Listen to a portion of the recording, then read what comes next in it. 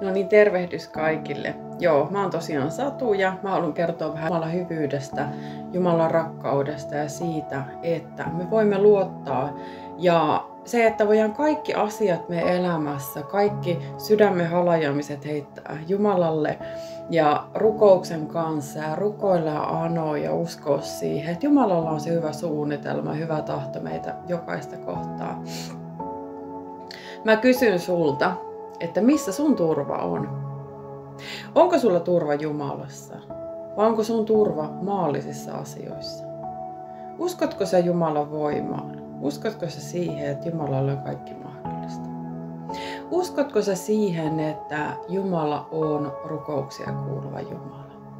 Uskotko sä siihen, että Jumala on rakkaus?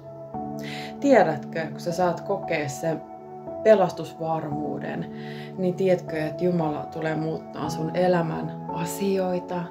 Jumala haluaa täyttää sun sydämen halajamiset hyvyydellään. Jumalalla on kaikki mahdollista. Hän on suuri mahtava Herra, Jumalan valtava rakkaus.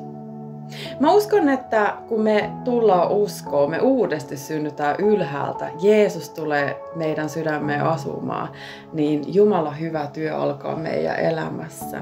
Ja se on elämän tarkoitus, että me opitaan tuntea elävä Jumala, elävä Jeesus. Halleluja. Kiitos taivaan Isä, että sä oot suuri, mahtava Herra. Ja mä haluan kertoa sun ihmeellisestä teoista. Mä haluan kertoa, Herra, sun rakkaudesta. Mä haluan kertoa evankeliumia. Mä haluan kertoa siitä, että Jeesus on tie Isän luokse. Kannattaa lähteä Jeesusta seuraamaan. Mä luen sulle vähän Raamattua. Tässä ensimmäinen kirja korintolaisille 2. luku, niin siitä alusta.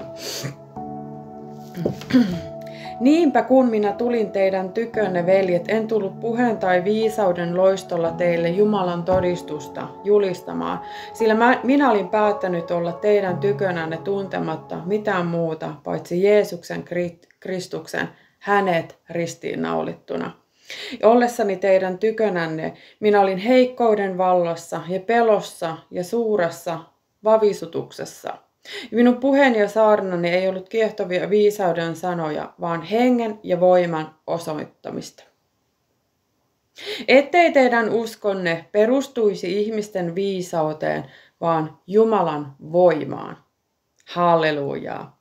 Eli se me usko, että se perustuu siihen, ei ihmisten viisauteen, vaan siihen Jumalan voimaan. Jumala on voimallinen Jumala.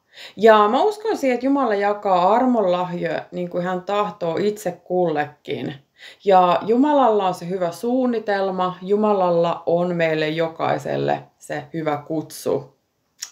Ja ennen kuin me synnytään tähän maailmaan, niin Jumala on niin kuin tehnyt sen suunnitelman sinulle. Jumala haluaa, että me käännytään, opitaan tuntemaan elävä Jumala, elävä Jeesus. Hallelujaa. Mä itse uskon siihen, että maailman silmissä, niin kuin me uskovat ollaan, maailmalle hullutus. Mutta se, että kun me ollaan Jumalan lapsia, Jeesus asuu meissä. Ja se usko, että se ei ole vaan pelkkää semmoista, niin kuin tässä sanotaan, että ettei teidän uskonne perustuisi ihmisten viisauteen, vaan Jumalan voimaan. Mä uskon siihen, että Jumala on voimallinen Jumala. Että pistetään kaikki järjenpäätelmät narikkaa, kaikki ne omat suorittamiset, omat yrittämiset. Ei meidän tarkoitus ole miellyttää koko maailmaa, vaan tarkoitus on tehdä taivaallisen Isän tahto. Luotetaan siihen Jumalan voimaa, puetaan yllemme koko se sotavarustus. Pelastuksen kypärä, uskon kilpi, rauhan evankeliumin kengät, rakkauden haarniska ja hengen miekka, mikä on Jumalan sana. Otetaan se usko käyttöön. Lähdetään ottaa uskon askelia ja muistetaan se, että se ei perustu siihen ihmisten viisauteen, vaan siinä Jumalan sanassa on se voima. Ja se usko on voimallista. Se toimii. Laitetaan usko käyttöön. Aletaan puhua uskon sanaa, aletaan puhua elämän sanaa, mikä tuottaa meidän ympärillä elämää. Ja etsitään Herraa, kolkutetaan, huudetaan häntä avuksi. Ja mä uskon siihen, kun sä tankkaat itseesi Jumalan sanaa, syöt Jumalan sanaa ruokaa, niin Jumala tulee muuttaa sun koko elämää. Sun mieli tulee uudistumaan ja Jeesus on Herra, hän on kuningasten kuningas. Aamen. Mä jatkan vielä tätä raamattua. Kuitenkin me puhumme viisautta täydellisten seurassa, mutta emme tämän maailman viisautta, emmekä tämän maailman valtiasten, jotka kukistuvat, vaan me puhumme salattua Jumalan viisautta, sitä kätkettyä, jonka Jumala on edeltä määrännyt ennen maailman aikoja meidän kirkkaudeksemme. Sitä, jota ei kukaan tämän maailman valtiaista ole tuntenut, sillä jos he olisivat kirkkauden Herran tuntenut, eivät he olisi kirkkauden Herraa ristiinnaulinneet.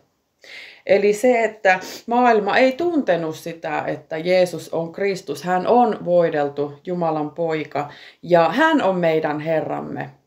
Halleluja. Mutta kun Jeesus teki sen, hän kantoi meidän syntivelat, hän kantoi meidän sairaudet. Me saadaan kiittää Herraa siitä, sillä ilman sitä Jeesuksen sovitustyötä meillä ei olisi mitään mahdollista päästä Jumalan valtakuntaan, saada sitä iankaikkista elämää. Ja ensinnäkin kun me tullaan uskoon, niin siinä kohtaa meistä tulee vanhurskaita, Jumalalle kelpaavia Jeesuksen sovitustyön kautta. Sen, mitä Jeesus teki. Hän vuodatti verensä, hän kantoi meidän syntivelkamme, sairautemme. Ristinpuulle se on täytetty ja Jeesuksella oli tuonelan ja kuoleman avaimet. Hän oli synnitön, hän oli pyhä. Hän voitti kuoleman ja vallan ja nousi ylös kuolleista, istuu Isän oikealla puolella. Ja jotenkin mä mietin niin sitä Jumalan suuruutta, Jumalan kaikkivaltiutta. Hän on luonut sanallaan tämän maailman. Hän sanoi sanan, että tulkoon valkeus ja valkeus tuli. Mä uskon siihen, että Jumalan sana on voimallinen ja Jeesuksen nimi on voimallinen ja Jeesuksen veri. Ja kun me rukoillaan ja etsitään Herraa, niin Jumalan voima tulee ilmestymään. Sitten mä vielä jatkan tästä. Vaan niin kuin kirjoitettu on, mitä silmä ei ole nähnyt eikä korva kuullut, mikä ei ole ihmisten sydämeen noussut ja minkä Jumala on valmistanut niille, jotka häntä rakastavat. Mutta meille Jumala on sen ilmoittanut henkensä kautta, sillä henki tutkii kaikki Jumalan syvyydetkin. Sillä kuka ihminen tietää, mitä ihmisessä on, paitsi ihmisen henki, joka hänessä on. Samoin ei myöskään kukaan tiedä, mitä Jumalassa on, paitsi Jumalan henki. Mutta me emme ole saaneet maailman henkeä, vaan sen hengen, joka on Jumalasta, että tietäisimme, mitä Jumala on meille lahjoittanut. Ja sitä me myös puhumme, emme inhimillisen viisauden opettamilla sanoilla, vaan hengen opettamilla, selittäen hengellisesti. Ja uskon siihen, että luonnollinen ihminen ei ymmärrä niitä hengen ilmoittamia asioita, mitä me julistetaan tuolla maailmassa, viedään evankeliumia, mutta muistetaan se, ettei meidän usko perustuisi ihmisten viisauteen, vaan Jumalan voimaan.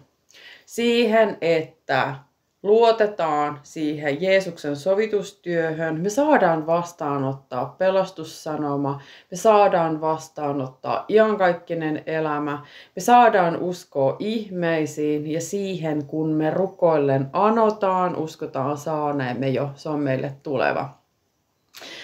Itse uskon siihen, että Jumala on suuri mahtava Herra. Ja se, että ennen kaikkea on tärkeää miellyttää Jumalaa, eikä ihmistä. Tehdä taivaallisen Isän tahto. Ja se on mahtavaa olla uskon tiellä. Se on mahtavaa, kun oppii kuulee Jumalan äänen. Ja sen, että en enää elä minä, vaan Kristus elää minussa. Minä olen uusi luomus Kristuksessa. Se, mikä on vanha, on kadonnut, sillä uusi on tullut tilalle. Halleluja! Kiitos Jeesus. Herra jää siunaamaan näitä kuulijoita. Ja että sinäkin voisit vastaanottaa tämän iankaikkisen elämän salaisuuden. Jeesuksen Kristuksen. Hänelle on kaikki mahdollista. Hän on tie Isän luokse. Halleluja! Ei muuta kuin lähde vaan Jeesusta seuraamaan. Sä tulet näkee sun elämässä valtavan muutoksen. Ja susta tulee Jumalan lapsi. Olkaa siunattuja kaikki. Aamen. Hei hei!